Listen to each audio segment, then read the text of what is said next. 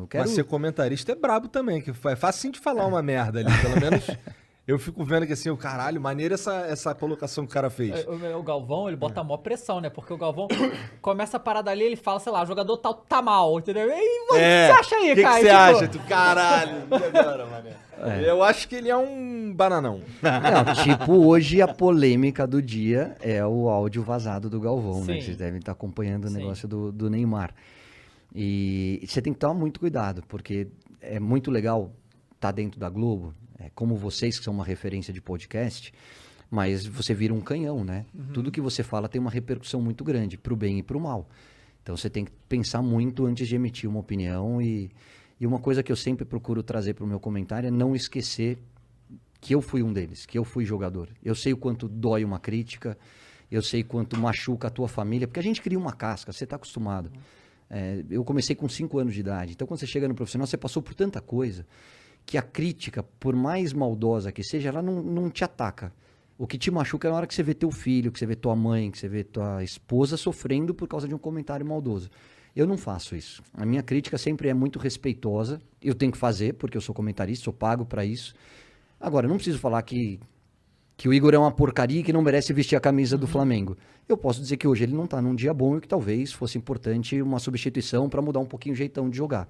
É a forma que eu procuro tratar, não esquecendo que antes do jogador tem um ser humano e ele tem família e eles ficam chateados, sim. E hoje em dia, tipo, a internet trouxe muitas coisas boas, mas assim, lá no passado a pressão era diferente, né? Porque hoje é todo momento, todo lugar, você não tem um segundo de paz, né? A não ser que você desligue tudo, né? E é difícil desconectar hoje em dia. Os né? caras criticam o Neymar, né? Demais, né? E tantos jogadores, foi pra noite, tá na balada.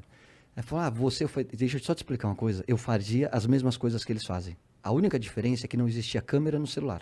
É só essa a diferença. A gente aprontava, a gente dormia tarde, a gente pegava a mulher, a gente às vezes discutia com o torcedor. É tudo igual. Não mudou. O que mudou é que hoje você tem mais acesso à informação, você tem acesso às imagens, e hoje aconteceu aqui em São Paulo ou lá no Catar, em um clique você tem acesso a tudo que está acontecendo. Essa é a única diferença. E aí existe uma mudança de comportamento que eu acho que os jogadores têm que ter noção da imagem que eles têm e do alcance que ela gera e tomar um pouquinho mais de cuidado. Mas esse cuidado, tu acha que passa por se privar mais ainda? Tipo, eu fico bolado com esse lance de nego pegar muito no pé do Neymar, porque o Neymar é a estrela que é e tal. Mas, pô, é meio desumano até, porque, porra, ele não faz nada da vida dele, ele é obrigado a ser uma máquina de jogar futebol. Então, assim, pra ele tomar mais cuidado, acho que só se privando mais ainda da vida pessoal. Então tem uma linha aí difícil pra caramba. Difícil. De o que eu vou fazer aqui e correr o risco de me expor, ou não vou fazer nada e você só uma máquina. Os caras enlouquecem também. Enlouquece. Só de trabalhar sem parar, tem que fazer alguma coisa. Você já conheceu algum jogador que fosse essa máquina, tipo assim, ele só joga bola e o foco dele total nisso e mais nada? Tem. Talvez o Cristiano Ronaldo hoje seja o grande exemplo disso. O Messi também. E aí eu acho que a comparação ela é um pouco maldosa. O Neymar é muito... O Neymar, o Messi, o Cristiano Ronaldo, o Mbappé, para mim, e talvez eu colocasse o De Bruyne aí nesse quinteto, são os maiores jogadores do mundo na atualidade. Acho até que o Cristiano Ronaldo e o Messi já num outro momento de carreira, e acho que hoje, tecnicamente, na parte técnica, o Neymar é o mais completo deles. Só que o Neymar tem essa rejeição por conta da imagem dele. Olha o que o Cristiano Ronaldo e o Messi fazem e o que o Neymar faz. Cara, os dois são casados, com um filho constituído, e o Neymar é solteiro. Você solteiro tem um comportamento diferente da vida de casado. O Neymar faz algumas bobagens? Faz. Se expõe? Se expõe. Cara, mas é isso. Você não... Talvez, cada um... Você tem que encontrar o equilíbrio. Da mesma maneira que eu falei, cara, eu encontrei o equilíbrio na minha vida em relação ao meu trabalho e ao crescimento dos meus filhos. O Cristiano Ronaldo e o Messi, talvez eles tenham... Hoje eles se privem de muito desse lado social. Por quê? Porque eles já estão no final da carreira, já estão num outro momento. O Neymar, eu vou te falar, eu conheço um Neymar que muita gente não conhece, tá? O Neymar pai, que trouxe a família para morar, da ex-esposa para morar em Paris para ficar perto do filho, que tem uma fundação que gera emprego, que gera oportunidade e que durante a pandemia não demitiu nenhum funcionário e todos eles tem as questões dos patrocínios, mas que paga do bolso dele. Então, assim, tem muita coisa legal que o Neymar faz. Pô, quando ele fizer bobagem, critica, mas também mostra o lado legal. A gente só critica. A gente chega numa Copa do Mundo e essa é a minha maior reclamação em relação à imprensa. Cara, cada um vai olhar pro seu umbigo e defender o teu país. A gente não. A gente aponta o dedo e mata o Neymar. Ah, porque ele é cai-cai, porque ele tá isso, porque ele... Cara, você não vê os caras da França fazendo isso com nenhum jogador da França, da Itália, da Inglaterra. Cara, a crítica, ela é construtiva. Mas eu acho que você tem que ter um certo discernimento, tem um limite. E eu acho que no caso do Neymar, as pessoas passam do limite. Volto a dizer, muitas vezes ele dá mole. Muitas vezes ele bate de frente de uma maneira que ele não deveria. E uma vez eu falei, cara, você vai ficar chateado comigo, você pode não gostar do que eu te falar, só que um dia você talvez dê importância. Você está errado por causa disso. Isso vai te prejudicar. Eu estou do outro lado. Hoje eu sei como funciona a cabeça da imprensa. Cuidado. Ele falou, beleza. Ficou uma semana, 10 dias sem muito contato, mas talvez ele tenha registrado essa informação. E com o passar do tempo ele sabe que eu falei para o bem dele. Talvez tenha entrado por um ouvido e saído pelo outro, não sei. A forma como ele digeriu o meu comentário, eu não estou dentro da cabeça dele, nem convivo com ele para saber. Mas eu, como amigo, eu acho que eu precisava falar. Eu falei. Ele é um menino, ele não é mais um menino, ele já tem quase 30 anos de idade. Ele é responsável por tudo aquilo que ele faz. Eu só acho que a gente precisa entender um pouquinho mais esse outro lado. Eu não falo do extracampo. Eu não quero saber se ele foi pra noite, se ele pegou uma, duas ou três, se ele tá no carnaval. Eu quero saber se dentro de campo ele tá funcionando, ele tá performando. Se ele tá fazendo, o que ele faz fora de campo é problema dele. No domingo, teve jogo, né? Que inclusive ele não foi muito bem, né? Saiu uma entrevista dele, né? Falando que ele talvez a próxima Copa seja a última dele, né? E aí todo mundo, meu Deus, mas por quê, sabe? Tipo, é bem óbvio, porque se você olhar como que se lida as coisas, né? É muita pressão, né, cara? Tipo, ele ganha lá os milhões e tudo e tal, mas ele continua sendo um ser humano, cara. Ele não é uma máquina, é muita pressão. É a coisa assim que... E ele não tem só a pressão de ser esse jogador gigante, mas ele ser, tipo, a única esperança que o Brasil pode ter na Copa do Mundo. É só ele, sabe? Ele tem que carregar tudo, né? Então não é uma coisa fácil de lidar. Eu concordo também que, tipo...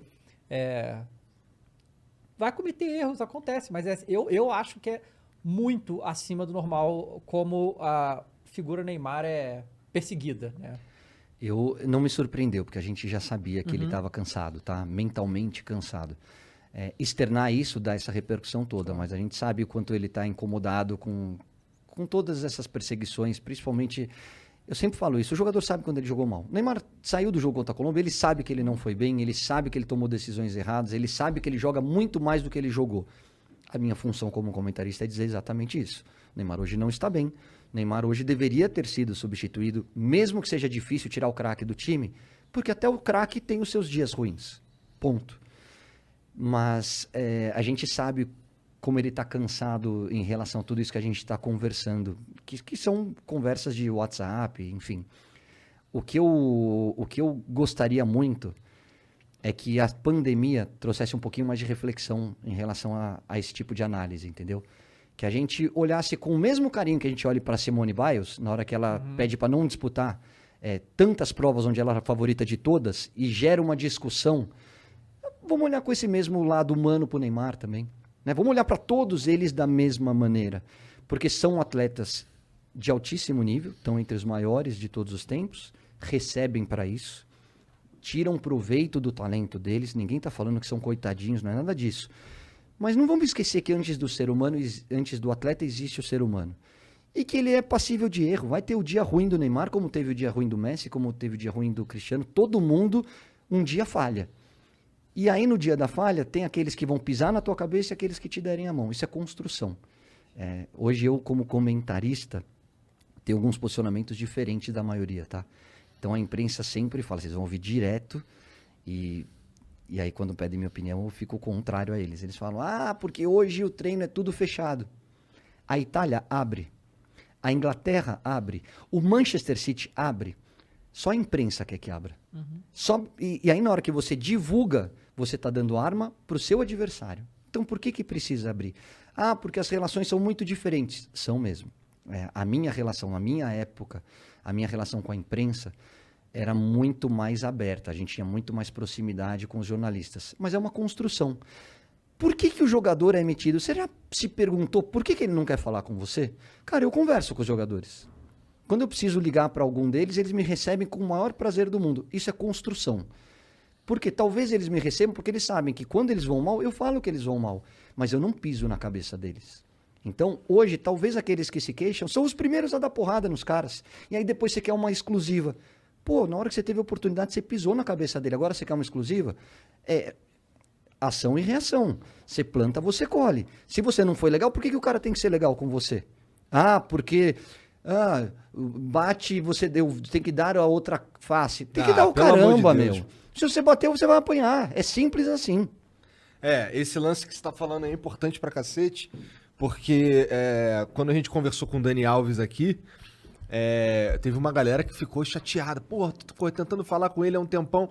Porra, mas você só chama o cara pra esculachar o cara, pô. Ou você esculacha o cara pelas costas o tempo inteiro, e na mídia, e não sei o quê, não sei o quê. O cara vai querer falar contigo? Eu não vou querer falar com um cara que fica me esculachando o dia inteiro, a vida inteira. Então, você tá falando aí, total, faz sentido demais.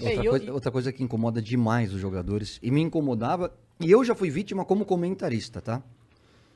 Às vezes você faz uma linha de raciocínio com começo, meio e fim. Como as que a gente tá conversando espontaneamente. Só que você vender a matéria, você precisa ter clique. E aí você tira do contexto uma frase, transforma em manchete, e aí aparece lá. Vou dar o exemplo do Daniel Alves. Daniel Alves detona o São Paulo. Cara, você já está induzido a ler a matéria com raiva do Daniel Alves para o São Paulino. Na hora que você lê, a matéria é completamente diferente. Aí você fala, por que ele pôs essa manchete? Para ganhar clique. Agora, você desconstruiu toda a tua linha de raciocínio. Muita gente nem lê a matéria, lê só o título. E aí passa uma informação para o público mentirosa. Isso magoa demais o atleta. Aí o cara não quer falar com você. E aí você fica incomodado porque ele não quis falar com você.